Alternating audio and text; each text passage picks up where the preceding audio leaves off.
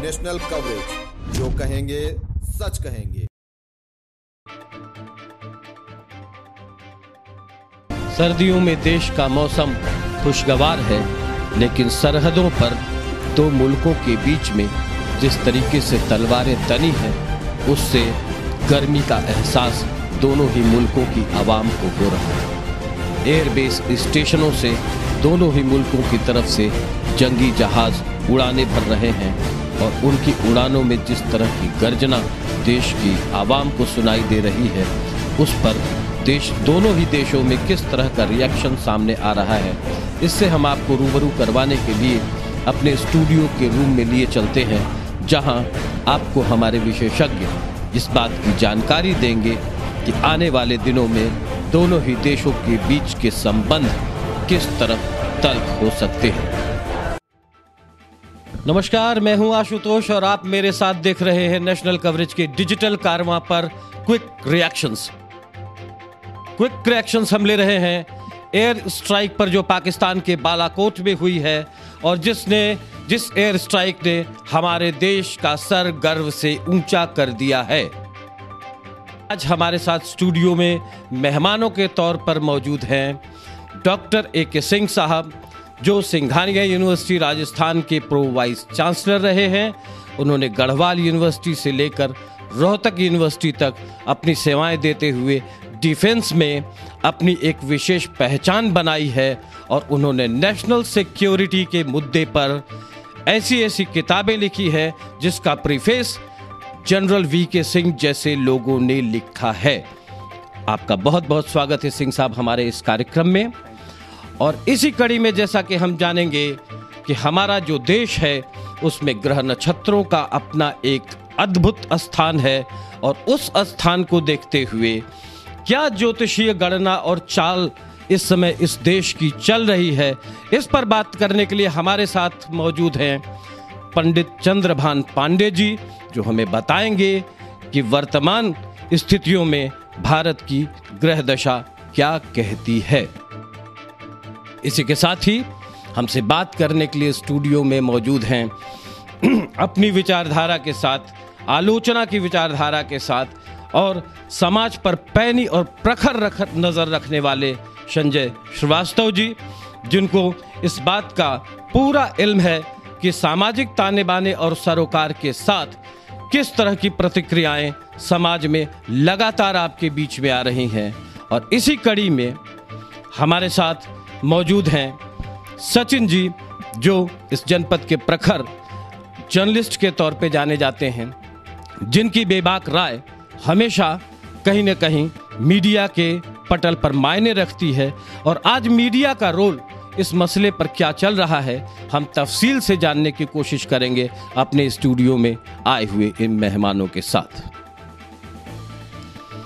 बालाकोट में बादल बरसे भी बहुत हैं और गरजे भी बहुत हैं, जिससे देश का सीना निश्चित रूप से आज 56 इंच का चौड़ा हो चुका है। आज लेकिन 24 घंटे के अंदर, जैसा कि पाकिस्तान के प्रधानमंत्री ने कहा था कि पाकिस्तान रिटेलिएट करेगा ही करेगा, पाकिस्तान ने रिटेलिएट भी किया है। ताज़ा तरीन खबरों के हवाले से हम आपको बताते चलें कि भारतीय सेना ने आज एक बार फिर पाकिस्तान के F-16 विमान को उन्हीं के इलाके में मार गिराया है, जो पूरे नेशनल सिक्योरिटी का मसला है। आज हम ये तफसील से जानने की कोशिश करेंगे कि ये पूरी जो कवायद है, जैसे कि श्रीनगर, चंडीगढ़ और लेह के एयरपोर्ट बंद कर दिए गए हैं और माहौल एक युद्ध में तब्दील होने की तरफ आगे बढ़ रहा है। ऐसे में हमारे साथ मौजूद है नेशनल सिक्योरिटी पर अपनी बेबाक राय रखने के लिए डॉक्टर ए.के. सिंह साहब। सिंह साहब, हम आपसे ये जानना चाहते हैं कि क्या जो पीछे 48 घंटे से चल रहा है भारत और पाकिस्तान के बीच में, ऐसे में आप किस तरह की संभावनाएं देख रहे हैं भारत के लिए? मैं ये मानता हूं कि पाकिस्तान का जो भी नज़रिया है भारत के लिए, वो सिर्फ एक बच्चों के खेल जैसा है, इससे ज़्यादा कुछ भी नहीं है। 24 घंटे पहले तक वो जो बातें कहते रहे कि हम बदला लेंगे और हमारे पास जो परमाणु बम है उनका भी हम इस्तेमाल करेंगे, ब्लैकमेल की उनकी जो टैक्टिक्स है वो बहुत पुरानी है। 24 घंटे भी नहीं हुए उनके F-16 को मार गिराने के बाद उनके फ़ौज के जो करस्पॉन्डेंट हैं उनका संदेशा आ गया है भारत के प्रधानमंत्री के पास कि हम आपसे जंग नहीं बल्कि हम मेज़ पर बैठ के आपसे बात करना चाहते हैं। इससे साफ जाहिर है कि पाकिस्तान जो कुछ भी कर रहा है उसके पीछे उसकी सिर्फ एक ब्लैकमेल की टैक्टिक्स है। एक बड़ी पुरानी कहावत है, क्षमा चाहती उस भुजंग को जिसके पास गरल है, क्या उसका जो दंतहीन विषहीन विनीत सरल है। सबसे बड़ी बात यह है कि आज इस मौके पर यह ज़रूरी है बताना कि रणनीति की धार भारत की कितनी मजबूत है। 24 घंटे के अंदर भारत ने यह साबित करके दिखा दिया कि भारत के पास एक कूटनीति है, उसके पास एक रणनीति है। की बातों को अगर गौर करें तो पाकिस्तान से भारत ने 1965 में और 1971 में 2 जंगें पहले ही लड़ चुकने का अपना काम किया है। अब हम ये जानना चाहेंगे, हमारे साथ मौजूद हैं संजय जी, कि पहले आज इस बात का बहुत गुणगान हो रहा है भारत में कि भारत ने अपना बदला 44 सीआरपीएफ के जवानों के शहादत का बदला ले लिया है एयर स्ट्राइक से। तो पीछे जिस तरह का हमारा माहौल रहा है, पीछे भी जो 2 जंगें हुई हैं और भारत ने वो जीती हैं, ऐसे में आज के माहौल को और पिछले माहौल की तुलना के अध्ययन में संजय जी किस तरीके से देखते हैं? भारत और पाकिस्तान के बेसिक उसमें अंतर है। भारत में जमहूरियत की मसाल 1947 से भी जल रही है और पाकिस्तान में अभी सर ने जैसा कहा, सैन्य विशेषज्ञ हैं, कि वहाँ सेना मैसेज देती है, वहाँ के शासक की कोई हैसियत नहीं है। और पहली बार इस तरह की शांति वाजपेयी जी बस लेकर गए, मोदी जी खुद गए, उसके बाद उड़ी कांड हुआ, तो उस शांति वार्ता का उनके ऊपर कभी कोई असर पड़ा नहीं है। वो सठम साठे समाचरित हमेशा वो जब भी करगिल हुआ, 1965 हुआ, 1971 जब उन पर पड़ा है और देश का जनमानस खड़ा हुआ है, तभी पाकिस्तान डिमोरलाइज हुआ। युद्ध समाधान भले न हो, लेकिन युद्ध से देश के जनमानस का, देश के आम आदमी का, देश के लोगों को, मैं ये मानता हूं कि आम आदमी कल तक जानता नहीं था कि हम 30 गुनी बड़ी सैन्य ताकत हैं। हमारे देश के कुछ बुद्धिजीवी, कुछ पत्रकार, कुछ ऐसे लोग जो समाज पर अपनी पैनी नजर रखते हैं, वो इस बात को लेकर के सशंकित हैं कि अगर ये एयर स्ट्राइक युद्ध में तब्दील हो जाती है तो क्या हालात पैदा होंगे, और जो मीडिया का इसमें रोल है उस पर बात करने के लिए हमारे बीच मौजूद हैं सचिन जी, जो ये तफसील से आपको बताएंगे कि आज मीडिया के स्टूडियोज में जिस तरह से युद्ध का मंच सजा हुआ है उस पर इनका रिएक्शन क्या है। चूंकि देश के प्रख्यात पत्रकारों की ये खबर आ रही है कि एयर स्ट्राइक में तो भारत ने जंग जीत ली है, लेकिन मीडिया का पतन शुरू हो चुका है। सचिन जी, आप हमको बताएं कि मीडिया किस तरीके से, उसका क्या रोल होना चाहिए ऐसे? सरकार है, सरकार की अपनी सोच होती है। 12 दिन का समय लगा, लेकिन सरकार ने एक बहुत दृढ़ इच्छा शक्ति दिखाते हुए पाकिस्तान पर हमला किया और अपने पुलवामा जो अटैक हमारा हुआ था उसका हमने बदला ले लिया है। लेकिन हम एक बार फिर अपने मीडिया के मित्रों से कहना चाहेंगे कि बहुत सनसनीखेज खबरें न प्रकाशित की जाएं, चाहे वो प्रिंट मीडिया हो और चाहे वो इलेक्ट्रॉनिक मीडिया हो। हमको ये देखना है कि देश हमारा सुरक्षित किस तरह से रहे, और अगर कोई पाकिस्तान जवाबी कार्रवाई करता है तो उसका हम लोग किस तरह से जवाब दे पाएंगे भारतीय सेना, इसके लिए हमको तैयार रहने की ज़रूरत है। क्योंकि अब पाकिस्तान खार खाया हुआ है, कुछ भी वो कर सकता है। हम इस बात से सर की ने अपना सैन्य विशेषज्ञ सर ने बताया कि पाकिस्तान युद्ध करने की हालत में नहीं है, लेकिन हमारा ये मानना है कि जब आदमी कमज़ोर होता है तो वो हमला करने की सोचता है, अपने बचाव में सोचता है, और इसका जवाब हमारी सेनाएं दे रही हैं और पूरा देश हाई अलर्ट पे चल रहा है। सभी जितने सैनिक अड्डे हैं उनको अलर्ट रहने का आदेश दे दिया गया है। 2 मिनट में हमारी सेना पाकिस्तान पर हमला करने के लिए तैयार है। और इसका मीडिया के मित्रों से यही है कि वो एक सनसनीखेज खबरों को न दें, बल्कि जो सच्चाई हैं, जो हमारे सैन्य विशेषज्ञ कह रहे हैं या हमारी जो सेना है वो बयान जारी करें, जो हमारी सरकार कह रही है वो बयान जारी करें। अपनी कोई प्रतिक्रिया इस तरह से न दें जो देश के लिए घातक साबित हो। मीडिया के लिए संदेश साफ है, छोटे शहरों से जो संदेश पूर्वी उत्तर प्रदेश के निकल के आ रहा है, उससे ये साफ मैसेज है कि स्टूडियोज को वार रूम में तब्दील होने से रोक लिया जाए। का लग्न मंगल है, वृश्चिक है, वृश्चिक का स्वामी मंगल होता है। यह देवताओं का सेनापति है और स्वयं अपने घर में बैठा हुआ है। लग्नम लग्ने संयुक्तो जन जस्य जन्मनि जायते गेहम तस्य न मुंचत कुल स्त्री वश्रिय। प्रधानमंत्री जी कितना हो कुछ करें, लक्ष्मी इनका साथ कभी नहीं छोड़ेंगी। और चंद्रमा के साथ मंगल बैठा हुआ है। चंद्रेण मंगलो युक्तो जन्म काले जदा भवेत तस्य जातस्य गेहम तु कुबेरादित्यम धनम। यह राजयोग है। और इस समय प्रधानमंत्री जी के ऊपर चंद्रमा की महादशा में केतु का अंतर चल रहा है, जो कि संकट उपस्थित करने वाला है। यह मार्च के बाद इनकी महादशा में चंद्रमा में शुक्र का अंतर होगा। चंद्रमा इनका भाग्येश है, जो कि बड़ा ही ऊंचाई पर ले जाएगा। और शुक्र भी इनके मनोनुकूल फल देगा। अगले चुनाव में इनका पुनः प्रधानमंत्री होना 100% सत्य है। किंतु शुक्र जो है सप्तम भाव में है, अपने लोगों के द्वारा इनका विरोध हो सकता है और उससे इनको कुछ कष्ट हो सकता है। तो आपने देखा कि ग्रह नक्षत्रों की चाल में कैसे तब्दीली आ रही है।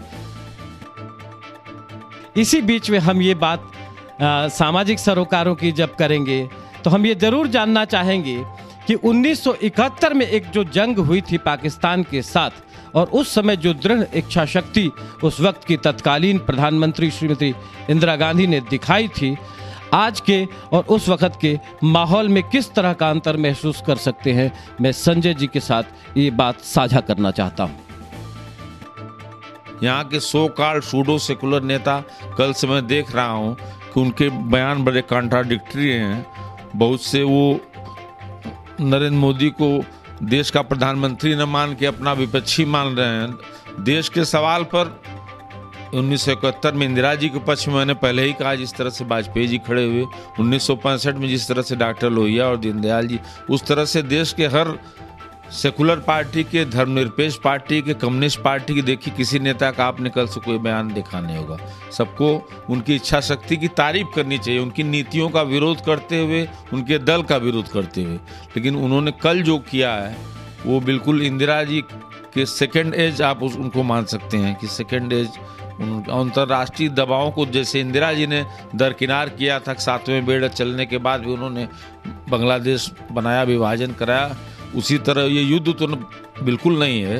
लेकिन अपने आत्मरक्षार्थ मोदी जी की दृढ़ इच्छा शक्ति, इवन सर्जिकल स्ट्राइक पहले भी हुई है, सब लोग कर रहे हैं पहले हुई हैं, लेकिन अपने जिम्मेदारी पर सर्जिकल स्ट्राइक कराना, अपने आदेश देके उसमें 4 लोग अगर सेना को मार दिए जाते तो शायद मोदी की इतनी भद्द पिटी होती कि मोदी मुंह दिखाने लायक आज देश में नहीं रह जाते। लेकिन उस उड़ी के सर्जिकल स्ट्राइक में मोदी ने उसकी जिम्मेदारी अपने ऊपर ली। अगर कोई अच्छा हो रहा है, बुरा हो रहा है, उसकी इसके पहले ये कभी नहीं हुआ था भारत में। मैं सिंह साहब से साफ जानना चाहता हूं कि कई बार एक चिंगारी पूरे के पूरे इलाके को आग के गोले में तब्दील कर देती है। कहीं ऐसा तो नहीं कि एयरबेस पर हमारे किसी तरह के हमले की पाकिस्तान अगर हिमाकत करता है तो ये पूरा मामला युद्ध की तरफ अगर तब्दील हो जाएगा तो मानवता के लिए किस तरीके के सवाल खड़े हो जाएंगे, ये एक बड़ा अहम सवाल है हमारे बीच में। वास्तव में जो मौजूदा परिवेश है, इस परिवेश में हमें ये जानने की ज़रूरत है कि हमारे इर्द गिर्द किस तरह का माहौल है, हमारे दोस्त और दुश्मन किस तरह के हैं। सबसे अच्छी बात यह है कि भारत के पास बहुत अच्छे दोस्त हैं। विशेष रूप से मैं इजराइल का जिक्र करना चाहूँगा। इजराइल एक ऐसा देश है जिसने जो एंटी टेरर के मामले में उसको महारत हासिल है। आतंकवाद से निपटने के मामले में जो काबिलियत इजराइल के पास है वो दुनिया में किसी देश के पास नहीं है। और आपको ताज्जुब होगा कि जो अभी स्ट्राइक हुई हमारे यहाँ से, हमारे जो फाइटर गए थे मिराज, वो मिराज के साथ जो एवाक्स था हमारा एयर वार्निंग कंट्रोल सिस्टम, वो इजराइल का ही दिया हुआ है। होरोप एक हमारा ड्रोन है जो उसको भी इजराइल ने दिया हुआ है। और सबसे ख़ास बात क्या है कि जो एवाक्स है उसकी ये खासियत है कि वो रडार को जाम कर देता है और उसी का नतीजा ये था कि पाकिस्तान को बिल्कुल इस बात की भनक भी नहीं लगी कि जो भारत के पायलट हैं, उनके फाइटर्स जो हैं, वो हमारी सीमा पर प्रवेश कर गए हैं। दूसरी तरफ हमारा जो ड्रोन था जो इजराइल से मिला हुआ, उसकी खासियत ये थी कि उसने उस पोजीशन को लोकेट किया जहाँ टेररिस्ट के कैंप थे, और इसकी वजह से जो उस इनपुट के आधार पर हमारी जो एयरफोर्स थी उसने सही ठिकाने पर बम्बार्डमेंट किया, और कोई भी ऐसी कैजुअल्टी नहीं हुई जिसको हम सिविलियन से जोड़ के देखें। जहाँ तक इस चिंगारी की बात है कि अगर ऐसा कुछ होता है तो मैं इस मामले में थोड़ा सा स्पष्ट करना चाहूँगा कि आदमी की पहचान वक्त पर और हथियार की पहचान जंग में। जैसा हमारे द्विवेदी साहब बड़े माने हुए पत्रकार हैं और ये इसके नेशनल कवरेज के सारे ये डायरेक्टर भी हैं, मैं समझता हूँ कि इनकी सूझबूझ से एक चीज़ तो साफ निकल के आई कि युद्ध के मामले में इनका जो नज़रिया है वो ये ज़रूर दिखा रहा है कि अगर ऐसी स्थिति आती है तो इस संभावना से कैसे निपटा जाए। मैं समझता हूँ कि पहली बात तो अगर ऐसा कोई युद्ध शुरू होने की संभावना आती है तो इस संभावना के पीछे के कारणों को हमें देखना पड़ेगा। जिसके दम पर पाकिस्तान अब तक उछल कूद करता रहा है या परमाणु हथियारों का खौफ दिखाता रहा है, वो सारी चीज़ें जो हैं वो आज कोई भी देश इसके साथ खड़ा नहीं है। जिस चीन के दम पर, जिस अमेरिका के दम पर इसने अपनी ताकत मजबूत की है, आज चीन भी इनके साथ नहीं है, अमेरिका भी इनके साथ नहीं है और सऊदी अरब भी इनके साथ नहीं है। आर्थिक रूप से ये दिवालिया देश है, इसलिए मैं नहीं समझता कि ऐसी स्थिति में युद्ध की कहीं कोई संभावना है। फिर भी अगर कोई ऐसी युद्ध की संभावना बनती है तो अंतर्राष्ट्रीय समुदाय का ऐसा दबाव होगा कि इस दबाव के सामने पाकिस्तान वैसे ही घुटने टेक देगा, और उसके पहले उनकी सेना ने हमें संदेशा भेज दिया है कि माफ़ कीजिए, हम जंग के लिए नहीं बल्कि बात के लिए तैयार हैं। देश में हाई अलर्ट जारी है। एयर बेसिस सिविल के लिए रोक दिए गए हैं। सिविलियंस का आना जाना एयर बेसिस पर बंद हो गया है, और ये जो हालात हैं, इन हालात में बात किस तरफ आगे जाएगी अभी ये साफ तौर पे कहा नहीं जा सकता। लेकिन इसके बीच में जहां तक मीडिया के मंचों का सवाल है, तो एक सवाल और निकल के सामने आ रहा है कि विचारधारा का भी अपना एक अलग महत्व होता है। और जहां तक विचारधारा का महत्व है, तो आज इस देश में कुछ इस ढंग की परिस्थितियां खड़ी हो गई हैं कि कोई भी व्यक्ति अगर प्रधान सेवक या प्रधानमंत्री की विचारधारा से सहमत नहीं है तो उसे आमतौर पर एंटी सोशल एलिमेंट के रूप में या एंटी नेशनलिस्ट के रूप में लिया जा रहा है। इससे कहां तक आप सहमत हैं सचिन जी, आप थोड़ा बताएं। ऐसा है कि अगर कोई विचारधारा से सहमत नहीं है तो वो अपना उसका मत हो सकता है, लेकिन हम ये कहेंगे कि राष्ट्र के नाम पर तो विचारधारा एक होनी चाहिए। आपका दल अलग हो सकता है, आपकी नीतियाँ अलग हो सकती हैं, दलों की नीतियाँ अलग हो सकती हैं, लेकिन राष्ट्र की नीति तो एक होती है और हमको राष्ट्र की नीति पर चलनी है। और राष्ट्र की नीति के लिए हमको अपने प्रधानमंत्री जी का वर्तमान में सपोर्ट करना चाहिए। आप किसी भी दल के हों, आपकी विचारधारा कुछ भी हो, लेकिन अगर राष्ट्र की बात आ रही है तो हम अपने मीडिया के मित्रों से भी चाहेंगे कि राष्ट्र के नाम पर एक हों। और बड़े बड़े सो कॉल्ड एंकर्स हम देख रहे हैं जो कि इस समय थोड़ा सा उनको ये लग रहा है कि इसका क्रेडिट मोदी जी को क्यों दिया जा रहा है। तो सवाल ये है कि भाई अगर आप देखें कि मुंबई में भी हमला हुआ था, मुंबई में हमले होने के बाद मनमोहन सिंह जी प्रधानमंत्री थे, और कल जो बात आई कि एक पुराने कैप्टन थे, उन्होंने कहा कि हम लोग उस समय भी एयर स्ट्राइक चाहते थे लेकिन अनुमति नहीं मिली। तो ये दृढ़ इच्छा शक्ति का ही कमाल है मोदी जी का कि आज पूरा देश जो है गदगद है और हर तरह से भारत की जनता तैयार है। आज अगर युद्ध हो जाए तो जनता कहीं पीछे नहीं है, हर तरह की कुर्बानी देने को तैयार है। चाहे वो आपकी महंगाई अगर बढ़ती है तो उसके लिए भी है, खाने पीने के लिए सामान इकट्ठा किया जा रहा है उसके लिए भी जनता तैयार है। हम हर तरह की कुर्बानी देने को तैयार हैं। लेकिन अगर पाकिस्तान को इस समय सबक सिखाने में पीछे रह गए तो ये जान लीजिए कि वो फिर अटैक करेगा, क्योंकि वो बाज आने वाला नहीं है। 70 साल से हम लोग यही देख रहे हैं। एक और स्ट्राइक करनी चाहिए, ऐसा मीडिया के स्तंभ का मानना है। लेकिन साथ ही साथ सवाल इस बात का उठता है कि भारत में जो विपक्षी दल है उन्होंने लगातार एयरफोर्स को सलाम भेजा है, उन्होंने लगातार भारतीय सेना सहित भारतीय वायुसेना के पायलट्स को नमन किया है। और वर्तमान परिस्थितियों में हमारा ये कहना बहुत मौजू होगा कि जितने भी ट्वीट्स अभी तक भारत के विपक्षी दल के नेताओं के आए हैं वो यही आ रहे हैं कि हम सब इन हालात में भारत के साथ खड़े हैं, भारत की सेनाओं के साथ खड़े हैं। अपने इस कार्यक्रम में हम संजय जी से ये जानना चाहेंगे कि आखिर अभी तक विपक्ष की कोई ऐसी आवाज़ तो सामने नहीं आई है जिससे उसे एंटी नेशनलिस्ट कहा जा सके। विपक्ष बिल्कुल एंटी नेशनलिस्ट नहीं है, विपक्ष बिल्कुल राष्ट्रभक्त है, बिल्कुल उसी तरह से जिस तरह नरेंद्र मोदी या उनकी पार्टी के लोग दावा करते हैं। लेकिन कल से थोड़ी सी कंजूसी विपक्ष कर रहा है। कांग्रेस उसमें बल्कि बेहतर स्थिति में, उसने सबसे पहला ट्वीट कांग्रेस का आया उन्होंने, लेकिन मोदी जी के यहाँ राजनीतिक शक्ति सैन्य शक्ति से ऊपर है भारत में, और पाकिस्तान में राजनीतिक शक्ति कुछ नहीं, वहाँ जमहूरियत का चिराग बुझ चुका है।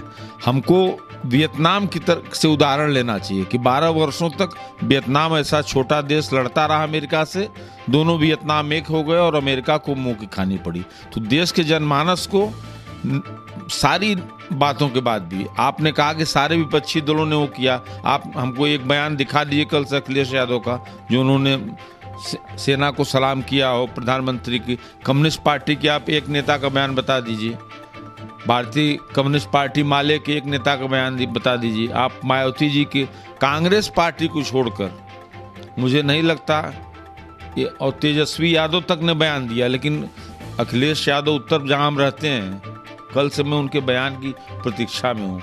अभी वो पता नहीं कौन सा गणना कर रहे हैं, किस हिसाब से वोट उनका शिफ्ट होगा जातीय आधार पर।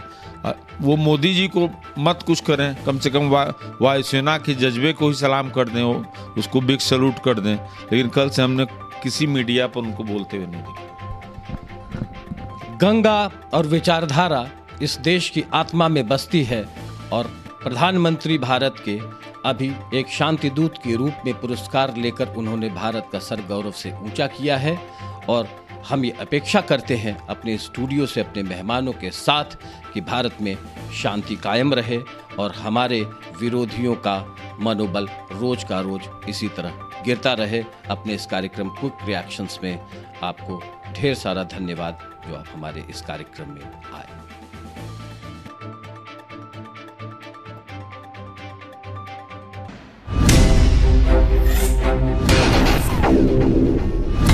नेशनल कवरेज, जो कहेंगे सच कहेंगे।